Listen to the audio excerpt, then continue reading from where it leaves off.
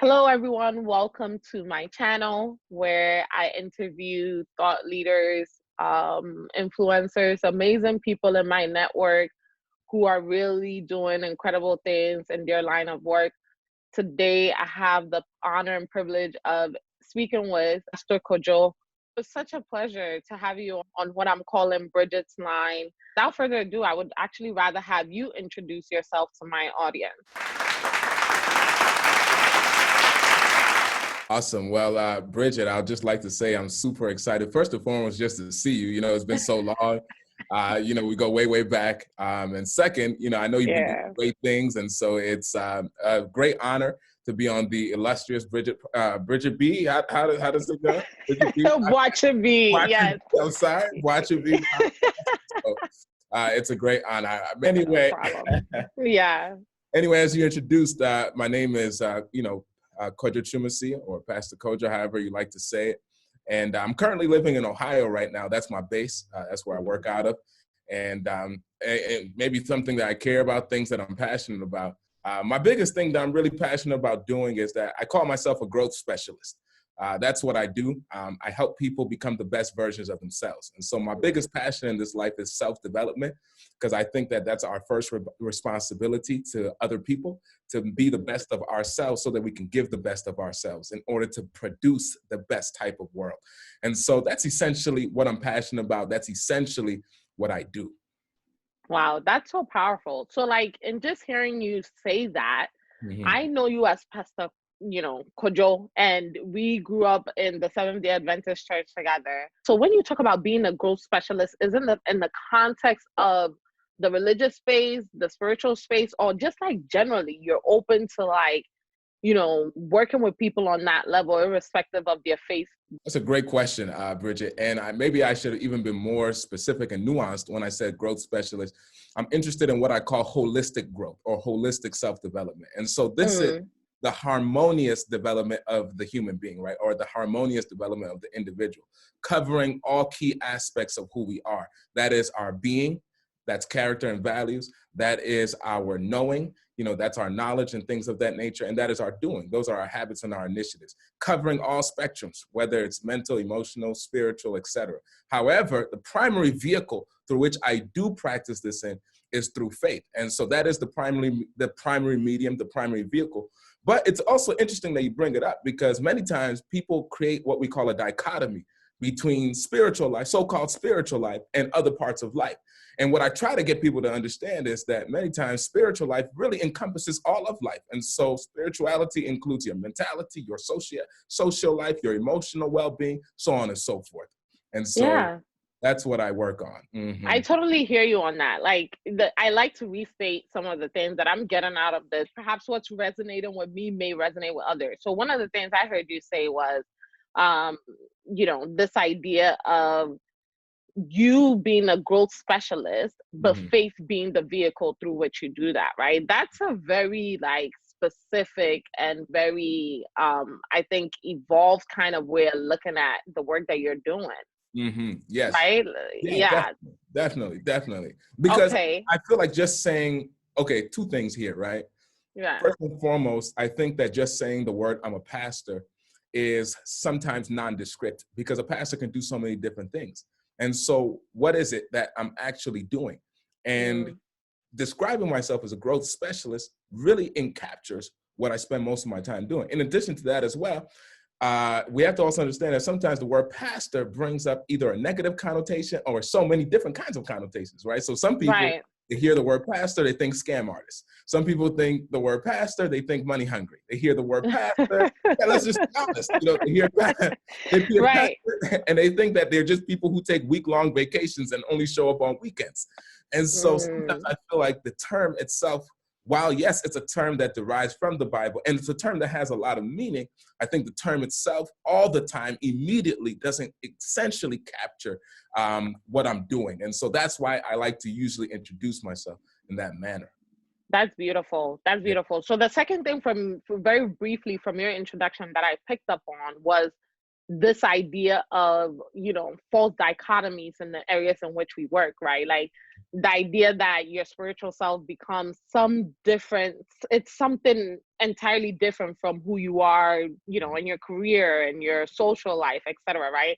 And I very much like, I actually, you know, very much sympathize with that or empathize with that, Mm-hmm. because I am very passionate about African development, for example. Mm-hmm. And I find myself talking about so many different things. I'm talking about data one day, I'm talking about China another day, I'm talking about, you know, Right. I'm talking about writing, I'm talking about Right. media, blah, blah, blah. And people are like, yo, what do you do? Right. And to me, they're all so intertwined, you know, Mm-hmm. like there is no way that we're going to get economic freedom without understanding this new world in which data really controls kind of the decision making at all levels, right? We're not gonna, so, like, we're not getting where we need to be without talking about China. So if my larger mission is this, then there are so many ways in which everything else works towards that. So I mean, I hear you on that. Yeah, no, and you know, I think in some parts it could be a product of one of our Western values, which is compartmentalization. I And agree. compartmentalization simply says we try to place our lives in these boxes. Right. Now, more so, our lives are not necessarily in boxes, but our lives are more so intertwined. Hmm. And so that, you know, I mean, let's just make it real simple, right? The way you're feeling in the morning, that's physical. Yeah, I mean, Right. it's emotional, can be driven by some physical things that are taking place, right? So you may be sick, so on and so forth, which can Right. affect the work, right? Which can now Right. affect your relationships. And so to simply try to put all those things in its neat boxes really doesn't do justice to the complexity that is within life, in my opinion. Woo. Yes, like I'm seeing like heat bombs all over the place. Like this is getting deep. But let's kind of let's transition now from, like, you know, the aspects of talking about your work to now thinking about the times that we're in, right? Because I Sure. think that's perhaps where we're going to drive the most value, you Mm. know. And thinking about your work, what are some of your perspectives in terms of what's going on right now, specifically vis-a-vis like the pandemic that we're dealing with globally and perhaps at an elevated rate in the United States? Yeah, that's a really good question. So pretty much kind of like, you know, just how religion is kind of responding to this whole thing, huh? Yeah. And so that's a good question. I think, well, the first thing I like to say is that, you know, it's so broad, you know, because religion, faith, that's so big. And literally, you know, one faith-based group may interpret this event in one way. Another Hmm. faith-based group will interpret it in a completely different way. And both of them would call themselves religion, right? And so I think the first thing is just recognizing that even within faith traditions itself, there is a huge spectrum as to how people are responding to this crisis. And as a spiritual leader, that's something I always have to remain cognizant of, so that as I am dealing with people, I'm providing customized care, not just a generic prescription. So that's just one of the first things there. Now, let's just get into some deeper, some more specific things, right? And so, Right. you know, first is the first thing, and I'm really right now speaking more so from a Christian faith-based perspective, right? And so I've kind of looked at the conversation, I could categorize it in three ways. And so one of the first ways that people are kind of looking at this whole pandemic is that some people just feel like it's a simply cause and effect kind of thing. And so it's simply the result of living in what Christians would call a sin-infected world. And because Christians call it a sin-infected world, part of living in a sin-infected world is that you have suffering, right? So it's just a part of it. It's not necessarily that God caused it. It's not because some individuals made a mistake. It's just a part of this world that we live in. So that's one position that some people have resigned to. The second position that people have resigned to, and sometimes we hear these voices strongly, some people truly believe that this is the judgment of God. This is We're not laughing at them. It's just real, this right? is real, right? So this is the judgment of God on the world for its wickedness, and God is holding people accountable to its sins. And so that's how some people feel about it. And then kind of like a third big category that I see people in terms of how they're responding to it is that, yes, they say, well, I don't know if it's a judgment of God or I don't know if it's a cause and effect, but some Christians see that this is a marker of the end times, it's a sign that Jesus is coming again. And so for some people, it's a sign, and I hear this carefully because there's a big distinction so that people can hear what I'm saying. Some people feel like it's a sign that Jesus is coming again and that his coming is soon, like it's right now. It's like in the next 2 years. Some Got people, it. it's just kind of like Jesus is coming again, and this just gives us more validity that it's happening. And so those are some general categories as to how the Christian faith is just kind of looking at what's taking place. We can get deeper, but I'll pause just for any reactions. Jeez, man, you're like going off. Like, yeah, this is super interesting. Like my facial expressions whenever I'm learning, it's really intense. I'm just like, but I guess my initial reaction then is like, okay, as a faith leader, which one do you think is most accurate? Or do you even think that it's useful to kind of like even specify that there is a correct way to think about it? Yeah, I mean, you know, to each his own. Everyone can choose to interpret this how they choose to interpret it. I'm of the interpretation first and foremost that this is cause and effect. This is a natural result of living in a sin-infected world. And I am of the total persuasion that, in my opinion, that God is not the cause of this suffering, that God does not enjoy people suffering. But I am of the opinion that God can use suffering as a way to build people and make them stronger. Not necessarily that he has to, but he can use it. And so that's my personal opinion. That's my personal belief. Is this stemming from like a particular literature or like particular kind of reading or interpretation from the Bible? Or is it just like, you know, I'm trying to figure out what it's informing your decision of going for one interpretation over the other? Definitely. And I don't want to get into the specifics because I don't want to, you know, bog down the listeners with details.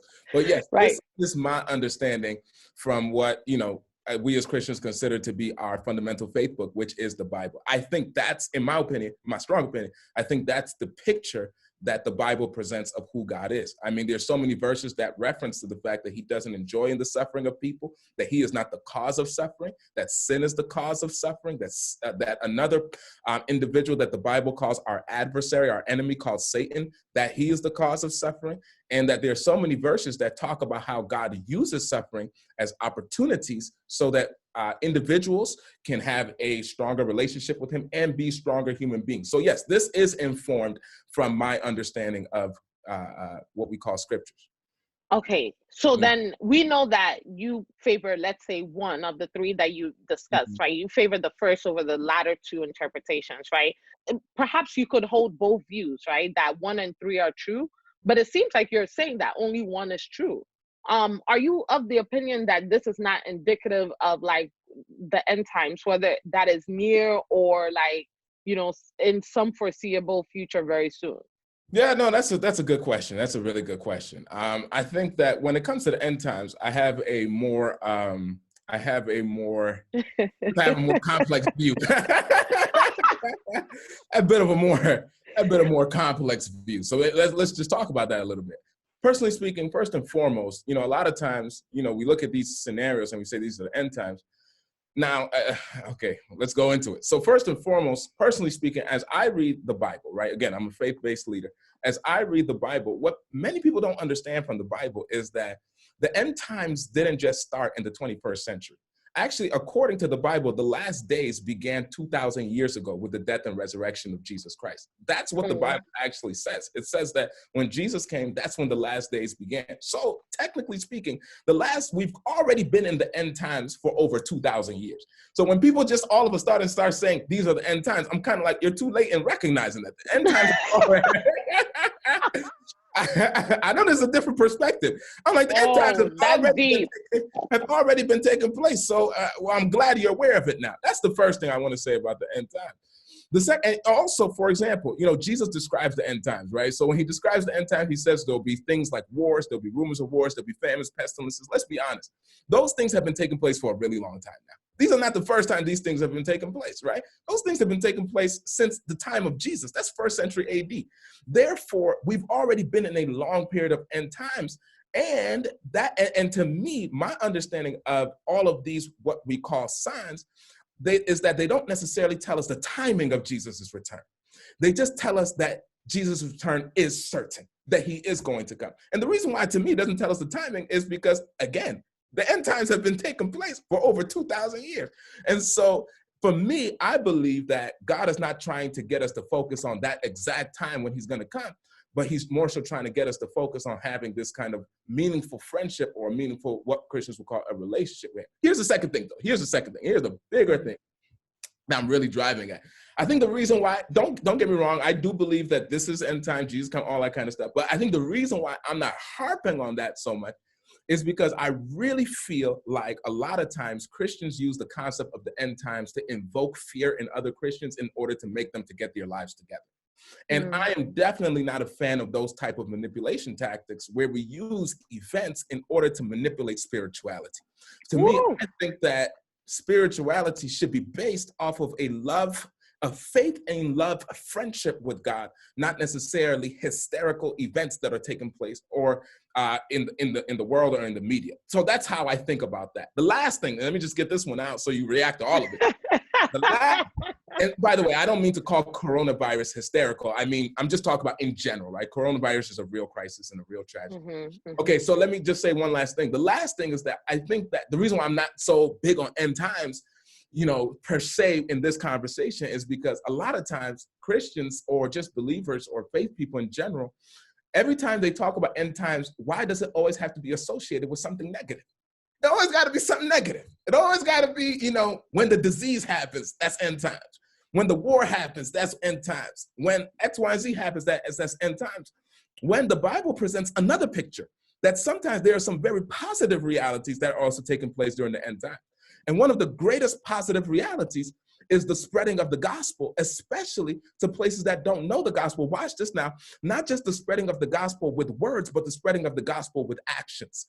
And the actions, especially that the Bible is trying to get across, is the actions of feeding the hungry, giving water to the thirsty, visiting the sick, visiting those in prisons, giving clothes to those who don't have any. Jesus talks about the fact that these things are real markers of what will take place in the end times. And I'm just saying, as believers, can we shine a light on the positive things that are also associated with end times, not just the coronavirus things? So that's where I'm at. Listen, yeah, that's my reaction. Listen. That's why, I've always felt, like I've told you privately and now sharing publicly, I've always felt really compelled by your preaching, because I feel like it gives a lot of us who are kind of perhaps very much in our heads some basis for which to begin to think about some of these things that are big, that are hard to contextualize intellectually, right? It makes sense. Whereas you hear other things and you're like, exactly, you said, oh, is this a sign of end times? Well, there was a pandemic. How many 100 years ago? So why didn't God come then, right? So for us who are usually in our heads, it's like, okay, the numbers are not adding up. So to have this contextual basis then to why you believe, what you believe about this time, how does that kind of impact perhaps way you convey or how you console people at this time, right? What are you telling people? How are people how would you suggest people cope with this, given that you think that this is an opportunity for us to draw closer to God? Okay, that's a really good question. That's a really good question. I think a couple of things.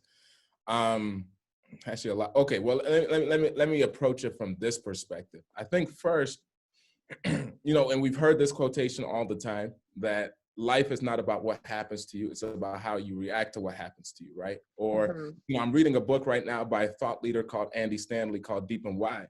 And he talks about how life is not about the circumstances that happen to you, but it's your interpretation of the circumstances. Therefore, and this is really key for those who are listening, therefore, as a growth specialist, as a pastor, as a faith leader, one thing I do is that I help people with what I call worldview management. Okay, worldview management. Pretty much worldview management is simply saying this: everyone has a worldview. And you know what a worldview is? A worldview is not what you're looking at, it's what you're looking with, right? And so what we're trying to do at this moment is give people a biblically based worldview to help them interpret the events that are going on around them. Not just as psychology, but really, psychology has its basis in psychagogy. As psychagogy used to say, is that your interpretation of how you see events will lead to other effects in your life, like your emotional health, your mental health, and things of that nature. And so what we're trying to do is that we're trying to give the tools to people so that they can interpret the events with a biblically based worldview so that in doing so, it can lead them to more positive outcomes like peace, productivity, and prosperity, even in these times, right? So that's the biggest thing, worldview management, giving people the tools to properly interpret what's taking place, right? And so, for example, one of the biggest tools that we're giving people is that we're just trying to help people have a better understanding of suffering, right? That suffering is not something that comes from God, that God is not the author of suffering. God doesn't enjoy people suffering, and that it's a result of sin, right? And so that's one thing that I do. I share with people so that at the end of the day, people are not getting angry at God and mad at God because God has taken away their loved one, or God has taken away their job, or God has taken away the gym, right? And so that's one of the ways that we try to manage, right? Another way that we try to manage is showing God's love despite the suffering, right? And that God always that God loves us so much that he uses sometimes suffering in order to draw us closer to him. So another thing, God's love. Another thing is God's control, right? So it may seem like God is not in control, but ultimately he is, and he works all things together out for good, right? Another thing, and this is huge, and this is something I preach about all the time, actually, is service, right? And so what we try to do is that we try to show people that even in the midst of a crisis, there is still the Christian obligation and responsibility to love others. And so in times of difficulty, instead of simply sheltering in place, which we should all be doing, by the way, but we should also be serving in courage. That's what we call it. So instead of just sheltering in place, we should be serving in courage. And so finding ways to recreate yourself so that you can be of service to other people who are going through a harder time than yourself. And what we've shown people is that oftentimes in finding ways to be there for others, it even improves your own mental state, right? It improves your own emotional and physical well-being, right? And so these are some of the ways that we're trying to help with worldview management so that people can interpret the events in such a way where it leads to peace, productivity, and prosperity rather than the opposite. I don't know if that makes any kind of sense. It makes sense. It totally does. What I wanted to discuss was, how does your faith help you to live and make sense of this moment? And I think you contextualize that, like with this broader picture of worldview management and what goes under that, right? Part of that being, serve and encourage, you said? Yep, serve and encourage, yep. Yeah. So I definitely think that makes sense, right? Depending on what your perspective of this is, your interpretation of this is, that's really gonna affect how you kind of like move in the space, whether you're going to be productive, right? If you think this is the end of the world, you might probably just give up. Why work? Why kind of like worry about anything? Just power in place. And but can I this, ask you something? yeah, I just want to go back on something. So let's, and the last thing, I'm connecting two questions now, right? I'm connecting our conversation on Jesus coming again. And at the same time, I'm going to connect it with how we help people cope during these times and even how my faith is helping me cope during this time. Let's talk about Jesus coming again. So, instead of scaring people, what I actually do is that I show people that, yes, this is a reminder that Jesus is coming again. Of course, it doesn't tell us when, but it's just a reminder that we can be certain. But here's the key now. And I show people that since this is a reminder that Jesus is coming, I said, why is Jesus coming again? I said, notice Jesus is coming again to put an end to this stuff. He's coming again to put an end to the suffering, to put an end to the uncertainty, to put an end to the chaos. I said, in fact, Jesus coming again shows the fact that God ultimately cares and shows the fact that ultimately God is interested in your well-being. And so therefore, the coming of Jesus should actually serve as an encouragement to you and as a reminder to you that God loves you and he's on your side rather than the opposite. And that's one of the ways that we turn that perspective around on this idea of Jesus coming again and this idea of this being the last times. We show people that it's evidence of God's compassion and God's care. Which underlies all of it, right? Like it's about love. No, this is deep. This is deep. Like all of my questions have been like sort of answered. Like one last thing in the perspective of faith. I mean, don't worry, I got you. I got so much to say. Don't worry, Bridget. I got so much. Let me just say one last discussion. Right. Let's talk about one last interesting discussion. Another interesting discussion is religion's response to, because this is one thing we didn't talk about, religion's response to the government's response to COVID. That is the quarantining and the sheltering in place. So that's a separate category you got to create in your brain. Right. Yeah. So part of even what I've been thinking about, right, is this, and what I wanted to ask, as we delve deeper, was part of the kind of backlash we've seen, at least in the national media, has been that, religion, or quote unquote church folks, have deliberately undermined efforts. Some, right, not all, but some have deliberately undermined efforts to kind of like follow government orders, right? Like, for some of the first cases we heard were like out from, like, I think somewhere down south, where like people were still gathering, pastors were still like telling their churches to come in, and then the pastor died in one of those churches, and everyone was like, well, you didn't listen. I mean, God couldn't save you on this one. Sorry, that's not funny. I mean, I get your point. Yeah. Right. So do you think the relationship is antagonistic, right? Like that, religion has to find a way to kind of counteract what's coming from, government, or do you think it's being spun by the media in a certain way? Because, like, from an intellectual perspective, some folks who are not religious will then say, these groups of people are kind of undermining what we know are scientific efforts that we need to take at this time. Right. No, I mean, you're hitting it all on the money, Bridget. Okay, so a couple of things here to really tease out, right? Right. There's so much. Yeah. So I'm going to try and be as succinct and as quick as possible.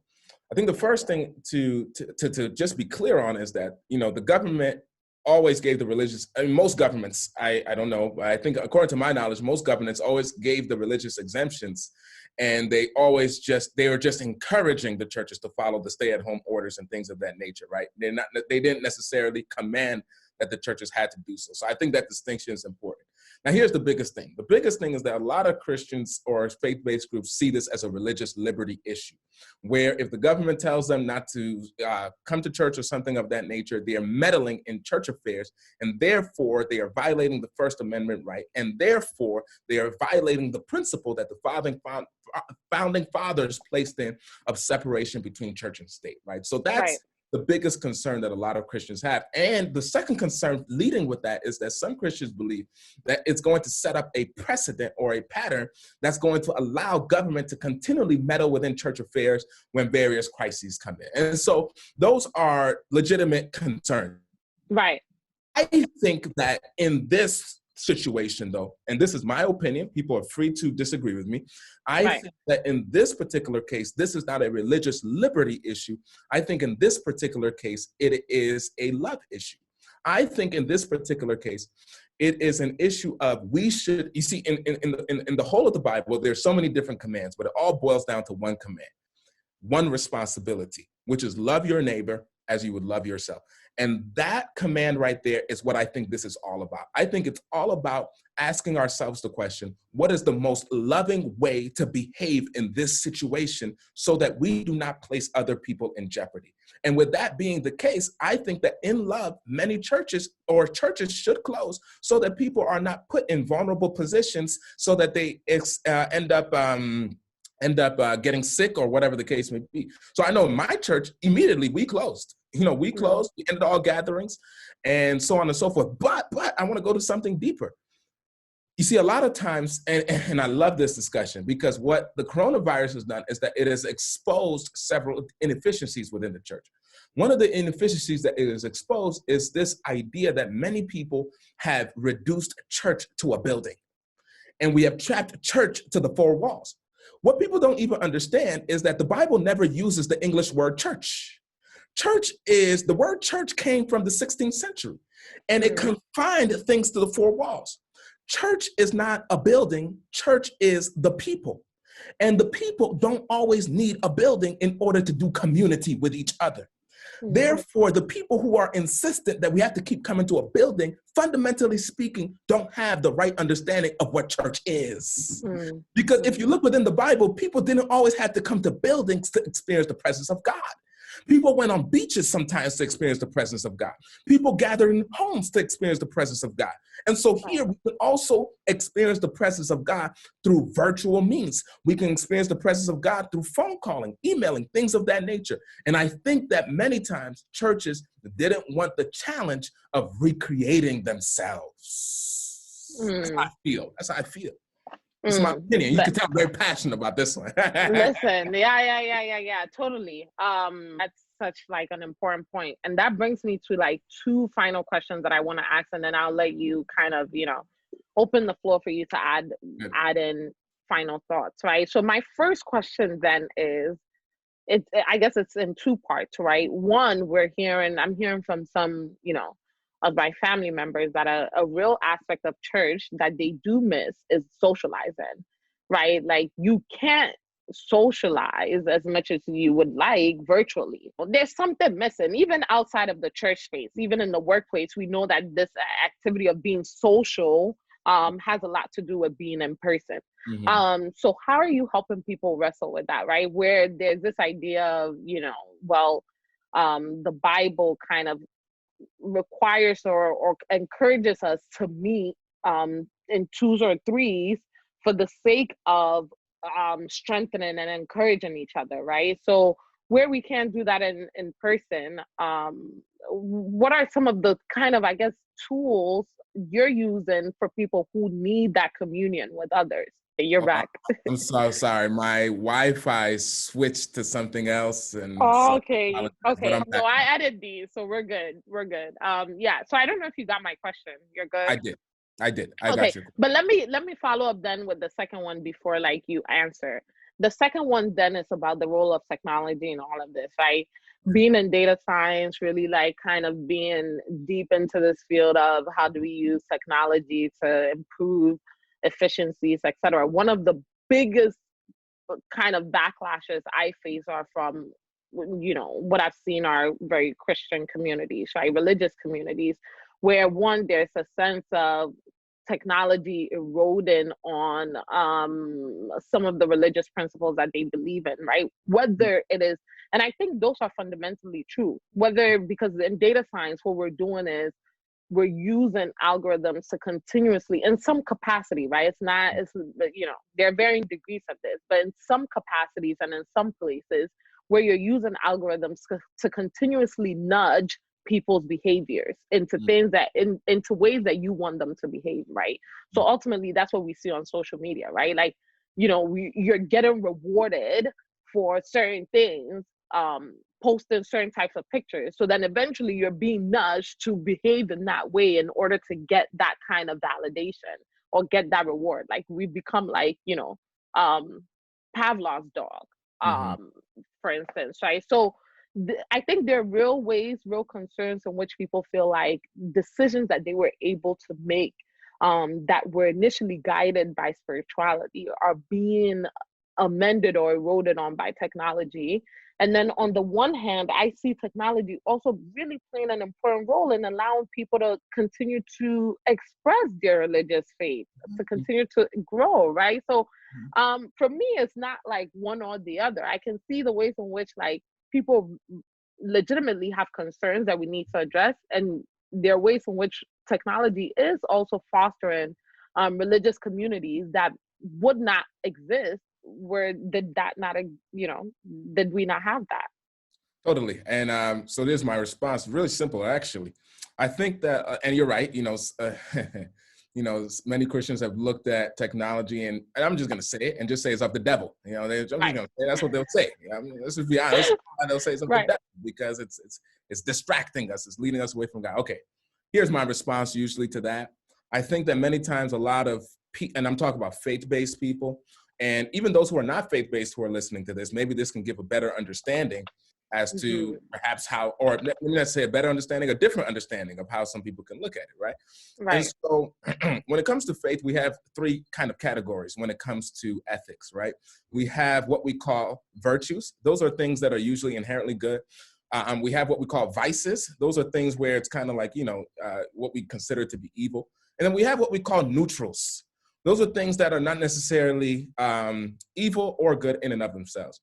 So when it comes to something like technology, I think one thing that I usually do in order to manage this with a lot of individuals who are in faith-based traditions, that many times I share the fact that something like technology is not a virtue, neither is it a vice, it's a neutral.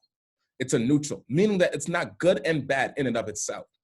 What can make it good or bad is how a person uses it. Whether a person uses it what we call constructively or whether a person uses it destructively. If they use it constructively, then something like technology can become a virtue. If they use it destructively, then something like technology can become a vice. Therefore, the issue is not the technology itself. The issue is the person behind the technology. And the person behind the technology has to be in a certain space, right? Has to be in a certain mental space, certain spiritual space, so that when they do engage with the technology, they'll be able to use it in the proper manner, right? And so in this times, many people have seen that if people are in the proper space, technology can be leveraged to do wonders, can do wonders for faith, right? So for example, I know with our church over here, we have several church members who say that, you know what? I was never able to get my family to come to church one time, but now that you guys have gone online, now they watch y'all every single week. Matter of fact, they call us asking us, what time should we come on? You see what I'm saying? That's a possibility. Right. Let me give you this. You know, for example, you know, even with faith-based, my pastor and I over here, we do weekly devotionals, you know, like 2 to 3 minute videos, and we send it out to our church members. And church members are now commenting and saying, these are remarkable. This is exactly what I need to get my day started. You see?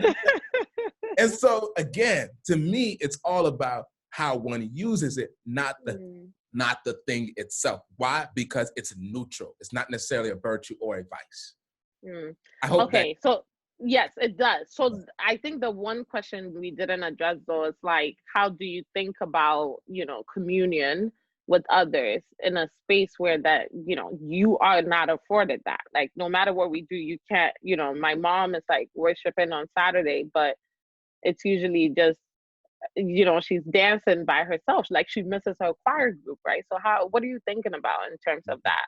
Right. I think it's important to always understand the ideal versus the real.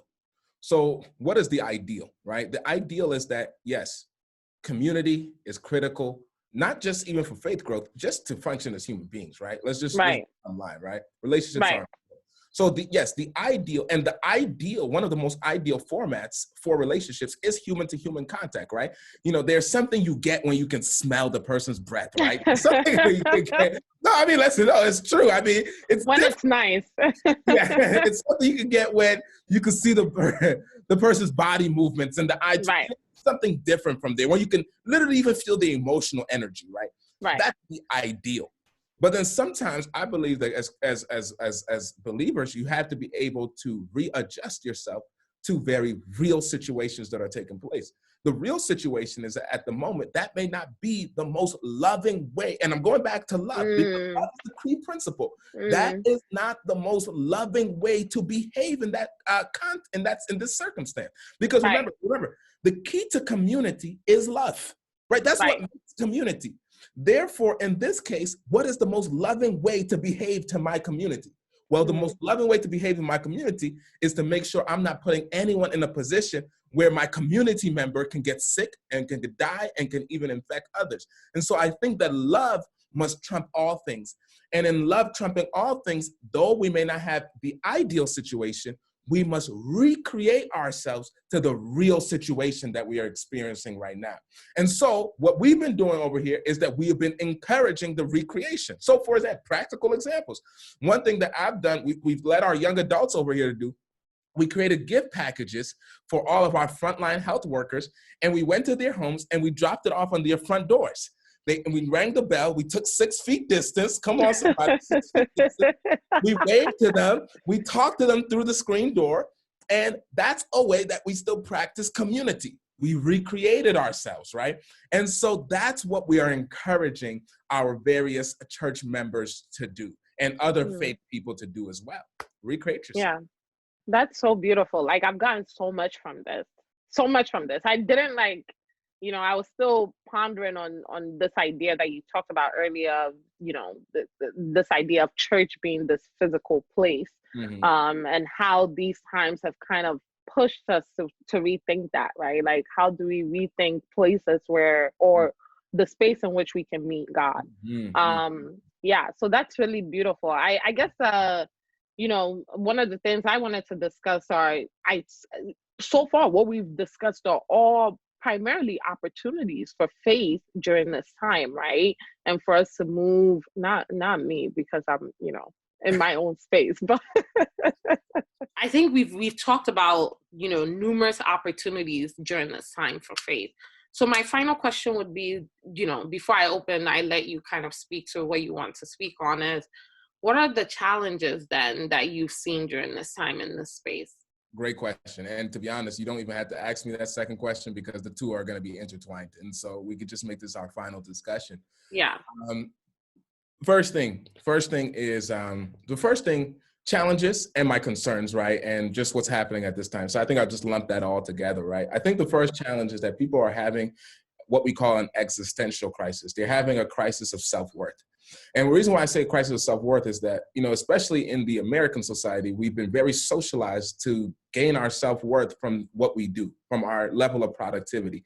And people are not able to be as productive as they want anymore sometimes in this time, because some people have lost jobs. Some people, they have projects that they were trying to do that they can't do no more, so on and so forth. And so they're not able to do those things. And because they have derived self-worth and self-value from the things they do, then now not being able to do those things is now causing a decrease in those levels. Mm-hmm. And so I think at this time, one thing that I'm concerned about people is to really ask yourself, where do I get my self-worth and my self-value from? Does it come from what I do, or does it come from who I am? And does it come from the relation and the things that I consider most important in this life? And so that's one of my major concerns and one of the major challenges that's there. I think another major concern and major challenge is mental health. Mental health due to things such as loneliness, right? Again, mental health due to losing employment, due to losing family members. I've had a lot of church members who have lost family members. I've had a lot of church members who family members have been sick, and because of I've actually lost a family member during this time. Even being able to go and visit them in the hospital, right? Also mental health challenges from losing access to things. Some people are people who need environments, right? So I'm the type of guy where it's like right now I'm in my office at church, right? Granted, I can go home and work, but being home, home, I want to watch Netflix and eat food. I don't want to do anything else. And so I need a change of environment, right? And so some people not being able to change environments is sending them crazy. And so some of this is also leading to higher suicidal level, thoughts of suicide and things of that nature. I have no data. This is all anecdotal. Right. And so that's one of my key concerns, people's mental health at this time. And that's why I'm encouraging things such as, I'll get there later on. Then my next thing that I'm also really concerned about is, and I'm talking about for people, right? Because I work with people, right? Mm-hmm. And so is idle time, right? And so people just having nothing to do, and so just kind of wasting their time or vegetating themselves. I think that's also something I'm really concerned about as well. I think another key concern is marriage and families. And we've all seen the articles where domestic violence rates are actually increasing in homes due to couples having to spend more time with each other. Right. Matter of fact, my father is a marriage specialist, and he just did an interview. And in this interview, he talked about certain C's. He has a thing called vitamin C, right? So the best vitamin C's for marriage. And I love it. In the interview, he talks about the greatest C's that are killing families in this coronavirus time, right? So he was trying to link the C with coronavirus, and he thought he was cool. He was cool for that, by the way. So that was pretty good. So he said, right. He said 5 C's. First C is conflict. Second C is carelessness. Third C is criticism. Fourth C is complaining. Fifth C is combat. These are taking place in homes right now. And because of it's happening in marriages and homes, it's adversely affecting children. Also because children are in homes and children are witnessing these things, which can be potentially traumatic, right? And so I think these are some major concerns I'm also having. The last concern I definitely have is just overall safety. People's safety, taking these precautions seriously, right? And so those are some concerns I have. Those are some challenges that are manifesting itself. And those are just some ways that as a faith-based person, I consider myself to be an essential worker. A church member actually messaged me the other day and said, Pastor, you are an essential worker. And at first I rejected it. I said, no, I'm nowhere compared to the nurses and the doctors who are on the front line. But as I thought of it, I embraced it. Sometimes they say you have to be able to take a compliment. I embraced it. I say, yes.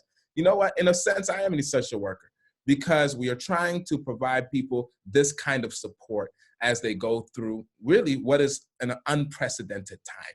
You were mentioning mid-sentence about like the challenges that you were encouraging people to do something. I would love to end on that note where you're kind of encouraging people to do, having acknowledged the very real and challenging like environments and conditions that we face now. Yes. Perfect. Let's talk about the first one. I think the first thing, and you know, I'm just gonna be, you know, direct about this. I think if you're a faith-based person, I think the first thing is just using this time, and what we've been encouraging people to do is that we've been encouraging people to use this time as an opportunity to do some serious self-reflection, as an opportunity to do some serious self-reflection, to rediscover what is most important in their lives. Just because sometimes due to the busyness of life, what's important can get missed. And so that's the first thing that we're encouraging people to do. What's most important? Is it a real friendship with God? Number one. Number two, is it spending time with family? You know, people who are closest to you. Is it number three, you know, growing and developing mentally, using this time to learn and to grow? Is it number four, developing yourself, hobbies, things of that nature? Is it number five, service, being there for others? And so that's one thing we're encouraging people to do. And if you're listening, maybe this is something you can also get in touch with as well, right? So that's the first thing, right? Using this opportunity as a period of reflection to rediscover the things that are most important. The second thing is that we're encouraging people to do is that we're encouraging them to be balanced, right? To be balanced. I'm sorry, I don't really like the word balance, to be holistic, right? And so, you know, don't just sit at home and read books all day, you know, get up and exercise, get up and move, right? Don't just sit in your house all day and work, right? If you're working from home, go outside, get some fresh air. You see what I'm saying? Mm-hmm. Don't just use this time to, you know, to wash your hands 24/7. You know, use this time to right. wash your hands, you know, but also use this time to ask yourself, how can I also be there for somebody else in this time of need? Mm-hmm. Using this time, and so being balanced, being able, here's another thing too. Why don't you learning a new skill, right? So I think something I saw you doing was working out new recipes. I love following all your recipes on WhatsApp. I can never cook them, but I love looking at them. I love seeing them. I think I took a screenshot of one of them, and I said to myself, "Oh, I should do this at this time, right?" So using this opportunity to just learn something new that you haven't really gotten. So that's a hobby. So that's also another thing that we're encouraging people to do. One other thing that we're encouraging people to do is also to re-examine their self-worth. You know, where do I derive my sense of self-worth from? Do I derive it simply from the things I do, the compliments I get, or do I derive it from who I am? And really from a Christian perspective, whose I am. I'm God's and I'm his child. And that's my ultimate, and the fact that, you know, in Christian theology, we believe that Jesus died for us, and that puts an infinite price on who you are. And so, you know, rediscovering that, so that you don't get into a place where you're stressed or depressed or things of that nature. And then lastly, last but not least, we're just encouraging people to take care of themselves, you know, so that at the end of the day, your mental health remains strong. We're also encouraging people to be resourceful, right? If you've lost your job or something of that nature, we're showing people where can you go to get unemployment benefits? Where can you go to make sure you get that stimulus check? You know, make sure you know what's coming in that package, you know, things of that nature. So we're also encouraged, and also as a church, we are making ourselves available. So we have a benevolent fund in our church that we use so that if people have lost their job or something of that nature, we can help with, let's say, some groceries or rent or things of that nature. And then lastly, we're encouraging families and marriages to rediscover their love with each other. Don't use this as a time to kill each other. You know, my brother, you know, I barely see my brother because when I wake up, he's sleeping. When we live in the same place, and when when I'm asleep, that's when he's coming home, right?